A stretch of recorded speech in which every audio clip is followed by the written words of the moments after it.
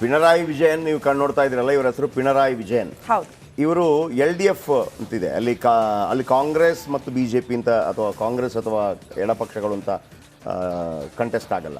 ಕೇರಳದಲ್ಲಿ LDF ಮತ್ತು UDF ಅಂತಂದರೆ UDFನಲ್ಲಿ ಕಾಂಗ್ರೆಸ್, ಆಮೇಲೆ ಮುಸ್ಲಿಂ ಲೀಗ್ ಪಾರ್ಟಿ, ಆಮೇಲೆ LDFನಲ್ಲಿ ಬೇರೆ ಬೇರೆ ಪಾರ್ಟಿಗಳು ಇರುತ್ತೆ. ಇದು ಪಿಣರಾಯಿ ವಿಜಯನ್ ಇವತ್ತು ಪ್ರೊಟೆಸ್ಟ್ ಮಾಡ್ತಾರೆ. ಆಮೇಲೆ ತಮಿಳುನಾಡು ಸ್ಟಾಲಿನ್ ಅವರು ಕೂಡ ಪ್ರೊಟೆಸ್ಟ್ ಮಾಡ್ತಾರೆ. ಸ್ಟಾಲಿನ್ ಅವರು DMK ದ್ರಾವಿಡ ಮುನ್ನೇತ್ರ ಕಳಗಂ ಪಕ್ಷದ ನಾಯಕ. ಅಲ್ಲಿ ಅಣ್ಣಾ DMK ಮತ್ತು DMK ಒಂದು ಕಾಲದಲ್ಲಿ ಜೊತೆಯಾಗಿತ್ತು.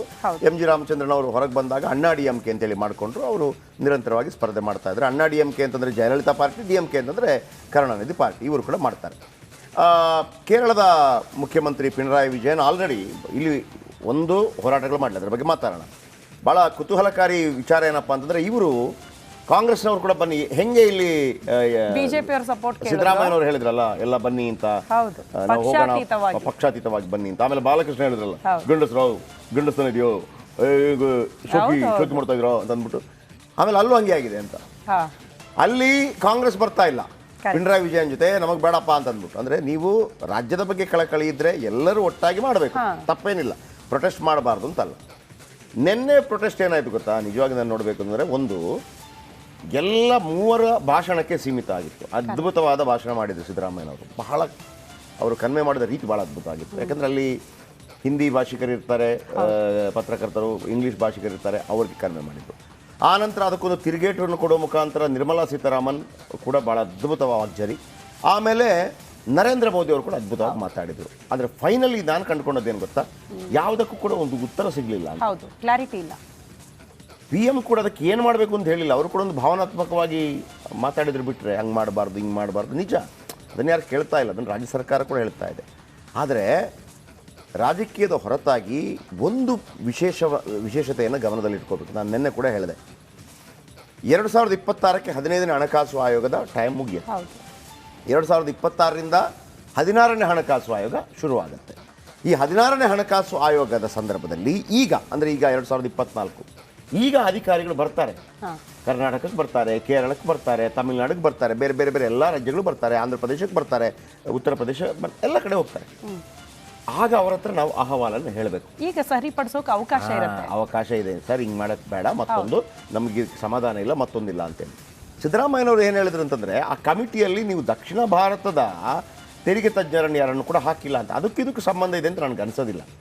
ನನಗೆ ಈಗಲೂ ಅನಿಸ್ತಾ ಇರೋದು, ಕರ್ನಾಟಕಕ್ಕೆ ಅಥವಾ ಯಾವುದೇ ರಾಜ್ಯಗಳಿಗೆ ಅನ್ಯಾಯವಾದರೆ ಅವರು ಪ್ರೊಟೆಸ್ಟ್ ಮಾಡ್ಬೋದಿಲ್ಲ ಅಂತಲ್ಲ. ಆದರೆ ನೀವು ತೆಗೆದುಕೊಳ್ಳಬೇಕಾದಂಥ ಮುನ್ನೆಚ್ಚರಿಕೆಯನ್ನು ತೆಗೆದುಕೊಳ್ಳದೆ, ಒಂದು ಮನೆಗೆ ಬೇಲಿಯನ್ನು ಹಾಕಿಕೊಳ್ಳದೆ, ಮನೆಯಲ್ಲೊಬ್ಬ ಸೆಕ್ಯೂರಿಟಿ ಗಾರ್ಡನ್ನು ಇಟ್ಟುಕೊಳ್ಳದೆ, ಹಾಗೆ ಬಿಟ್ಟಿ ಮನೆಯನ್ನು ಬಿಟ್ಟು ನೀವು ಹೋಗಿದ್ದೀರಿ, ಯಾರೋ ಬಂದು ಹೊಡ್ಕೊಂಡು ಹೋಗಿದ್ದಾರೆ ಅಂತ ಹೇಳಿದ್ರೆ ಯಾರು ತಪ್ಪು? 15ನೇ ಹಣಕಾಸು ಆಯೋಗ ಇಲ್ಲಿಗೆ ಬಂದಿರುವಂಥ ಸಂದರ್ಭದಲ್ಲಿ ಅದು ಸಿದ್ದರಾಮಯ್ಯನವರಾಗಿದ್ದರೆ ಸಿದ್ದರಾಮಯ್ಯ, ಕುಮಾರಸ್ವಾಮಿ ಅವರಾಗಿದ್ದರೆ ಕುಮಾರಸ್ವಾಮಿ, ಯಡಿಯೂರಪ್ಪನವರಾಗಿದ್ದರೆ ಯಡಿಯೂರಪ್ಪನವರು, ಅಥವಾ ಕೃಷ್ಣ ಬೈರೇಗೌಡರಾಗಿದ್ದರೆ ಬೊಮ್ಮಾಯಿ ಆಗಿದ್ದರೆ ಅದನ್ನು ಮನವರಿಕೆ ಮಾಡಬೇಕಿತ್ತಲ್ಲ. ಆಂತರಿಕವಾಗಿ ನಮಗೊಂದಿರಬೇಕಿತ್ತಲ್ಲ ನಮ್ಮ ರಾಜ್ಯದ ಬಗ್ಗೆ ಏನು ಮಾಡಬೇಕು ಏನು ಮಾಡಬಾರ್ದು ಅಂತ. ಅದು ಮಾಡದೆ ನೀವು ಭಾಷಣ ಮಾಡಿದಿರಿ, ಎಲ್ಲ ಓಕೆ, ಇನ್ನಾದರೂ ಸರಿಯಾಗತ್ತಾ? 16ನೇ ಹಣಕಾಸು ಆಯೋಗದ ಬಗ್ಗೆ ದಯವಿಟ್ಟು ಗಮನ ಹರಿಸಬೇಕು. ಪಕ್ಷಾತೀತವಾಗಿ ಸರ್ವಪಕ್ಷ ಸಭೆ ಕರೀಬೇಕು. ಅದರ ಬಗ್ಗೆ ಏನೆಲ್ಲ ಒಂದು ಟೀಮ್ ರೆಡಿ ಮಾಡಬೇಕು. ನೋಡಿ, ವಿಶ್ವಸಂಸ್ಥೆಯಲ್ಲಿ ಮಾತನಾಡೋದಕ್ಕೆ ಒಮ್ಮೆ ನರಸಿಂಹರಾಯರು ಪ್ರಧಾನಮಂತ್ರಿಗಳಾಗಿರ್ತಾರೆ. ವಿಶ್ವಸಂಸ್ಥೆಯಲ್ಲಿ ಪಾಕಿಸ್ತಾನದ ವಿರುದ್ಧ ಮಾತಾಡಬೇಕಾದ್ರೆ ಆಗ ಸಾಧಾರಣವಾಗಿ ಆಡಳಿತ ಪಕ್ಷ ಇರುವಂಥವ್ರು ಅವರನ್ನು ಕಳಿಸೋದು ವಾಡಿಕೆ. ನರಸಿಂಹರಾವ್ ಯಾರನ್ನು ಕಳಿಸ್ತಾರೆ ಗೊತ್ತಾ? ಅಟಲ್ ಬಿಹಾರಿ ವಾಜಪೇಯಿ ಅವರನ್ನು ಕಳಿಸ್ತಾರೆ. ಅಟಲ್ ಬಿಹಾರಿ ವಾಜಪೇಯಿ ಭಾಳ ಜೋರಾಗಿ ಅಲ್ಲಿ ಮಾತಾಡೆಲ್ಲ ಬರ್ತಾರೆ, ಭಾಳ ದೊಡ್ಡ ಪ್ರಶಂಸೆ ವ್ಯಕ್ತವಾಗುತ್ತೆ. ನಿಮಗೆ ಯೂಟ್ಯೂಬಲ್ಲಿ ಈಗಲೂ ಕೂಡ ಸಿಗ್ಬೋದು. ಅವರಿಬ್ಬರು ಒಳ್ಳೆ ಫ್ರೆಂಡ್ಸು, ಯಾರು ನರಸಿಂಹರಾವ್ ಮತ್ತು ವಾಜಪೇಯಿ ಒಂದು ಎಲ್ಲ ಮಾತಾದ ನಂತರ ಹೇಳ್ತಾರೆ, ನಮ್ಮ ಡೆಮೋಕ್ರಸಿ ಹೆಂಗೆ ಅಂತಂದರೆ, ನರಸಿಂಹರಾವ್ ಅವರು ಆಡಳಿತ ಪಕ್ಷದ ಪ್ರಧಾನಮಂತ್ರಿ, ಆದರೆ UN-ಗೆ ನನ್ನನ್ನು ಕಳಿಸ್ತಾರೆ ಅಲ್ಲಿ ಪಾಕಿಸ್ತಾನದ ವಿರುದ್ಧ ಮಾತಾಡಲಿಕ್ಕೆ. ಆಮೇಲೆ ಹೇಳ್ತಾರೆ, ಯಾಕೆ ಕಳಿಸಿರ್ಬೋದು ಗೊತ್ತಾ, ಒಂದು ವೇಳೆ ನಾನು ಮಾತು ಸರಿಯಾಗಿ ಆಡಿಲ್ಲ ಅಂತಂದರೆ, ನೋಡಿ ನಾವು ಕಳಿಸಿದ್ವಿ ಅವ್ರು ಮಾಡಿಲ್ಲ ಅಂತ ಹೇಳ್ಬೋದು, ಗೆದ್ದರೆ ನೋಡಿ ನಾನು ಕಳಿಸಿದೆ ಅಂತ ಹೇಳ್ಬೋದು ಅಂತ ಹೇಳಿ ಹಾಸ್ಯ ಚಟಾಕಿ ಹಾರಿಸಿದ್ರು. ಅಂತ ಮಹಾನ್ ನಾಯಕರನ್ನು ಕಂಡಂಥ ದೇಶ ಇದು. ಹಾಗಾಗಿ ರಾಜ್ಯ ಏನು ತಪ್ಪು ಅಂತಲ್ಲ ಅದು ಹೋರಾಟ ಮಾಡುವಂಥದ್ದು.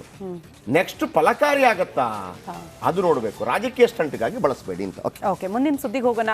ಇವತ್ತು CM ಸಿದ್ದರಾಮಯ್ಯನವರು 2ನೇ ಬಾರಿ ಜನಸ್ಪಂದನ ಕಾರ್ಯಕ್ರಮವನ್ನ ನಡೆಸುತ್ತಿದ್ದಾರೆ. 10,000ಕ್ಕೂ ಹೆಚ್ಚು ಜನ ಭಾಗ್ಯ ಆಗೋ ನಿರೀಕ್ಷೆ ಇದೆ. ದೊಡ್ಡ ಮಟ್ಟದ ಸಿದ್ಧತೆಗಳಾಗಿದೆ. ರಾಜ್ಯದ ಮೂಲೆಯಿಂದ ಜನ ಬಂದು ಇವತ್ತು CM ಅವರ ಹತ್ರ ತಮ್ಮ ಅಹವಾಲನ್ನ ಇಡ್ಲಿಕ್ಕಿದ್ದಾರೆ. ಈ ಬಗ್ಗೆ ಒಂದು ವರದಿ ಇದೆ, ಕ್ವಿಕ್ ಆಗಿ ನೋಡ್ಕೊಂಡು ಬನ್ನಿ.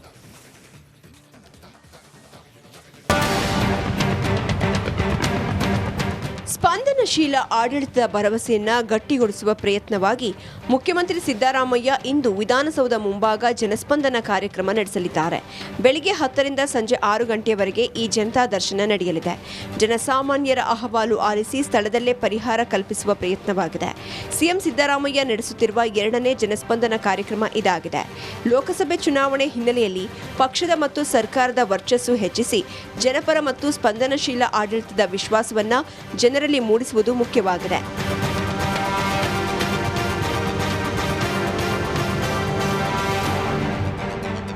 ಸಿಎಂ ಜನಸ್ಪಂದನ ಕಾರ್ಯಕ್ರಮಕ್ಕಾಗಿ ವಿಧಾನಸೌಧ ಪೂರ್ವ ಭಾಗದ ಮೆಟ್ಟಿಲುಗಳ ಮೇಲೆ ವೇದಿಕೆ ಸಿದ್ಧವಾಗಿದೆ. ಬರುವ ಜನರಿಗಾಗಿ ಕುಡಿಯುವ ನೀರು, ಲಘು ಉಪಹಾರ ಮತ್ತಿತರ ವ್ಯವಸ್ಥೆಗಳನ್ನು ಮಾಡಲಾಗುತ್ತಿದ್ದು, ವಿಶೇಷ ಚೇತನರು ಮತ್ತು ಹಿರಿಯ ನಾಗರಿಕರಿಗೆ ವಿಶೇಷ ವ್ಯವಸ್ಥೆಗಳನ್ನು ಮಾಡಲಾಗ್ತಾ ಇದೆ.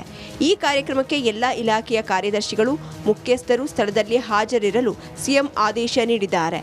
ಇನ್ನು ಜನಸ್ಪಂದನಕ್ಕೆ ಆಗಮಿಸುವವರ ಅನುಕೂಲಕ್ಕಾಗಿ ಮೆಜೆಸ್ಟಿಕ್ ಬಸ್ ನಿಲ್ದಾಣ ಹಾಗೂ ರೈಲ್ವೆ ನಿಲ್ದಾಣದಿಂದ ಉಚಿತ ಬಸ್ ವ್ಯವಸ್ಥೆ ಮಾಡಲಾಗಿದೆ.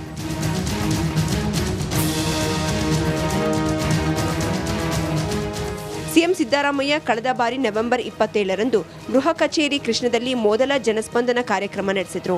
ಈ ಜನತಾ ದರ್ಶನದಲ್ಲಿ ಬರೋಬ್ಬರಿ 3812 ಅರ್ಜಿಗಳನ್ನು ಸ್ವೀಕರಿಸಲಾಗಿತ್ತು.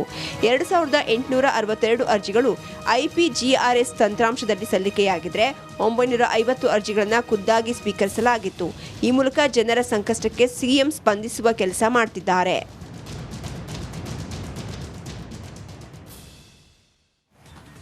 ಸರ್, ಯಾವುದೇ ಪಕ್ಷ ಅಧಿಕಾರದಲ್ಲಿದ್ರೂ ಕೂಡ ಜನಸ್ಪಂದನ ಕಾರ್ಯಕ್ರಮ ಬಹಳ ಮುಖ್ಯ ಅಂತ ಅನ್ಸುತ್ತೆ. ಯಾಕಂದ್ರೆ ಜನ ಆಯ್ಕೆ ಮಾಡಿ ಕಳಿಸಿರ್ತಾರೆ, ನಮಗೆ ಸಿಗದೇ ಇಲ್ಲ ಜನಪ್ರತಿನಿಧಿಗಳು, ನಮ್ಮ ಸಮಸ್ಯೆಗಳನ್ನು ಹೇಳೋದಕ್ಕೆ ಅವಕಾಶ ಇಲ್ಲ ಅಂತ ಸಾಕಷ್ಟು ಜನ ಆಕ್ರೋಶ ವ್ಯಕ್ತಪಡಿಸಿದ್ದನ್ನ ಗಮನಿಸಿದ್ವಿ. ಬಟ್ ಸಿಎಂ ಸಿದ್ದರಾಮಯ್ಯನವರು ಬಹಳ ಇಷ್ಟಪಡ್ತಾರೆ ಜನ, ಕಾರಣ 2ನೇ ಬಾರಿ ಸರ್ ಈ ಬಾರಿ ಜನಸ್ಪಂದನ ಕಾರ್ಯಕ್ರಮ. ಇಲ್ಲ, ಇಡೀ ರಾಜ್ಯಾದ್ಯಂತ ಕೂಡ ಮಾಡಿದ್ದಾರೆ. ಜನಸ್ಪಂದನ ಕಾರ್ಯಕ್ರಮ ಬೆಸ್ಟ್ ಕಾರ್ಯಕ್ರಮ. ಜನತಾ ದರ್ಶನ ಕಾರ್ಯಕ್ರಮ ಮತ್ತೊಂದು ಈ ಹಿಂದೆ SM ಕೃಷ್ಣ ಕಾಲಾವಧಿಯಲ್ಲಿ ಅಥವಾ ಕುಮಾರಸ್ವಾಮಿ ಅವರ ಕಾಲಾವಧಿಯಲ್ಲಿ. ಆದರೆ ಒಂದು ಬೇಸರ ಏನು ಗೊತ್ತಾ, ಇದರ ನಡುವೆ ಕೂಡ ನಾನು ಇದನ್ನು ಟೀಕೆ ಮಾಡ್ತಾ ಇರೋದಲ್ಲ, ಈ ಒಬ್ಬ ಬೆಳಗಾವಿಯಿಂದ ಬಂದಿರ್ತಾನೆ ಮುಖ್ಯಮಂತ್ರಿಗಳನ್ನ ನೋಡೋದಕ್ಕೆ, ಯಾಕೆ ಬರಬೇಕು ಅಂತ ನಾನು ಕೇಳೋದು. ಬೆಳಗಾವಿಯಿಂದ ಯಾಕೆ ಬರಬೇಕು? ಆಮೇಲೆ ನೀವು ನೋಡಬೇಕು, ಆ ಪಾಪ ವಯಸ್ಸಾದವ್ರನ್ನ ನೋಡುವಾಗ ದುಃಖ ಬರುತ್ತೀರಿ. ನಾನಂತೂ ನನಗೆ ಭಾಳ ಬೇಸರ ಆಗ್ಬಿಡ್ತದೆ. ಯಾಕೆ ಅಂತಂದರೆ ಮುಖ್ಯಮಂತ್ರಿಗಳು ಮಾಡಬೇಕು, ಒಳ್ಳೆ ವಿಚಾರ ಇದು. ಖಂಡಿತವಾಗ್ಲೂ 10,000 ಜನ ಬರ್ತಾರೆ, ಖಂಡಿತವಾಗ್ಲೂ ಅದರಲ್ಲಿ ಒಂದು 50% ಜನರಿಗಾದರೂ ಪರಿಹಾರ ಸಿಗುತ್ತೆ. ಒಮ್ಮೆ ಮುಖ್ಯಮಂತ್ರಿಗಳೊಂದು ಭಾಷಣದಲ್ಲೇ ಒಮ್ಮೆ ಮಾತಾಡಿದಾಗ, ಸರ್ ನಿಮ್ಗೆ ಯಾವಾಗ ತುಂಬ ದುಃಖ ಆಗುತ್ತೆ, ನೀವು ಮುಖ್ಯಮಂತ್ರಿ ಆಗಿರ್ತೀರಿ, ಆದರೂ ಅವ್ರಂತಾರೆ ಒಂದು ಸಮಸ್ಯೆ ಇದೆ ಅಲ್ಲಿ, ಅವರಿಗೆ ಹೆಲ್ಪ್ ಬೇಕಾಗಿರುತ್ತೆ, ಆದರೆ ನಮ್ಮ ಕಾನೂನು ಕಟ್ಟಡಗಳಿಂದ ಹೆಲ್ಪ್ ಮಾಡೋಕ್ಕಾಗಲ್ಲ ನಮಗೆ. ನಾನೇ ಮುಖ್ಯಮಂತ್ರಿ ಇರ್ಬೋದು, ಅವನೇನೋ ಹೇಳ್ತಾ ಇದ್ದಾನೆ, ಬಟ್ ಅದಕ್ಕೆ ಬೇರೆ ಬೇರೆ ಬೇರೆ ರೀತಿ ಭಾಳ ದುಃಖ ಆಗುತ್ತೆ ಅಂತ. ನಾನು ಯಾಕೆ ಹೇಳಂದ್ರೆ, ಜಿಲ್ಲಾ ಮಟ್ಟದಲ್ಲಿ ಒಬ್ಬ ಉಸ್ತುವಾರಿ ಸಚಿವರು ಇರ್ತಾರೆ, ಜಿಲ್ಲಾಧಿಕಾರಿಗಳಿರ್ತಾರೆ, ಆಮೇಲೆ ಅಲ್ಲಿ ತಹಶೀಲ್ದಾರ್ಗಳಿರ್ತಾರೆ. ನೀವು ಒಂದು ವಾರವನ್ನು ಗ್ರಾಮ ಪಂಚಾಯತಿ ಮಟ್ಟದಲ್ಲೂ ಕೂಡ ಮಾಡ್ಬೋದು. ಒಂದು ವಾರದಲ್ಲಿ ನೀವು ಅಥವಾ ಪ್ರತಿ ತಿಂಗಳಿಗೊಮ್ಮೆ ಊರೂರಲ್ಲಿ ಮಾಡಿದರೆ ಅಥವಾ ಮುಖ್ಯಮಂತ್ರಿಗಳೇ ಬೆಳಗಾವಿಯಲ್ಲಿ ಮಾಡ್ತೀನಪ್ಪ, ಮಾಡ್ತಾ ಇದ್ದಾರೆ ಕೆಲವೆಲ್ಲ, ಬೆಳಗಾವಿಯಲ್ಲಿ ಮಾಡ್ತಾ ಇದ್ದೀವಿ, ಬೆಂಗಳೂರಲ್ಲ, ಬೆಳಗಾವಿ ಜನ ಮಾತ್ರ ಬನ್ನಿ, ಅಥವಾ ತಾಲೂಕು ಮಟ್ಟದಲ್ಲಿ ಮಾಡ್ತಾ ಇದ್ದೀವಿ, ನೀವು ಮಾತ್ರ ಆ ತಾಲೂಕಿನವರು ಮಾತ್ರ ಬನ್ನಿ, ಆ ಥರ ಆದರೆ ಇನ್ನೂ ಈಸಿ ಆಗುತ್ತೆ, ಅಲ್ಲಿ ವಿಚಾರಗಳು ಅರ್ಥ ಆಗತ್ತೆ. ಹಾಗಂತ ಇದು ನಾನು ತಪ್ಪು ಅಂತ ಹೇಳ್ತಾ ಇಲ್ಲ. ಇಲ್ಲಿ ಕರ್ಕೊಂಬಂದು ಅಲ್ಲಿ ನೀವು ನೋಡಬೇಕು ಶ್ರುತಿ, ಪಾಪ ಅಯ್ಯೋ ಅವ್ರನ್ನ ನೋಡಿದಾಗ ನಮಗೆ ಹೊಟ್ಟೆ ಉರಿತದೆ. ಆ ಕಡೆ ನಿಲ್ರಿ, ಈ ಕಡೆ ನಿಲ್ರಿ, ಮತ್ತೊಂದು ಮಾಡ್ರಿ. ಆ ಅಜ್ಜಿ ಎಲ್ಲ ಬಂದಿರ್ತಾರೆ, ಕೂರೋಕೆ ಜಾಗ ಇರೋದಿಲ್ಲ, ಇಲ್ಲಿ ವ್ಯವಸ್ಥೆ ಮಾಡಿದ್ದಾರೆ, ನಾನು ಇಲ್ಲ ಅಂತ ಹೇಳೋದಿಲ್ಲ. ಆಮೇಲೆ ಕೆಲವೊಮ್ಮೆ ಏನು ಮಾಡಬೇಕಾದ್ರೆ BJPನೋ ಕಾಂಗ್ರೆಸ್ ಯಾರೇ ಮಾಡಿರಲಿ, ನಾವೆಲ್ಲ ಕೆಲವು ನೀರು ಕೊಡೋದು ಮತ್ತೊಂದು ಕೊಡೋದು ಮಾಡ್ತೀವಲ್ವಾ, ಈ ಸ್ವಸಹಾಯ ಸಂಘಟನೆಗಳು ಅದನ್ನು ಮಾಡಬೇಕು. ಕೆಲವರು ತುಂಬ ಜನ ಇರ್ತಾರೆ, ಸಾವಿರಾರು ಕೋಟಿಗಟ್ಟಲೆ ಖರ್ಚು ಮಾಡೋರು ಇರ್ತಾರೆ ಇಂಥವ್ರಿಗಾಗಿ. ದೇಶ ಏನು ಸಮಾಜ ಹಾಳಾಗಿದೆ ಅಂತ ಅಂದ್ಕೋಬೇಡಿ, ಕಿತ್ತು ತಿನ್ನೋರು ಇದ್ದಾರೆ, ಆಮೇಲೆ ಇದ್ದದನ್ನು ಕೊಡೋರು ಕೂಡ ಇದ್ದಾರೆ. ಇದು ಒಳ್ಳೆ ಕಾರ್ಯಕ್ರಮ. ಆಮೇಲೆ ಪ್ರತಿ ಸರ್ಕಾರಗಳು ಇದನ್ನೇ ಮಾಡಬೇಕು.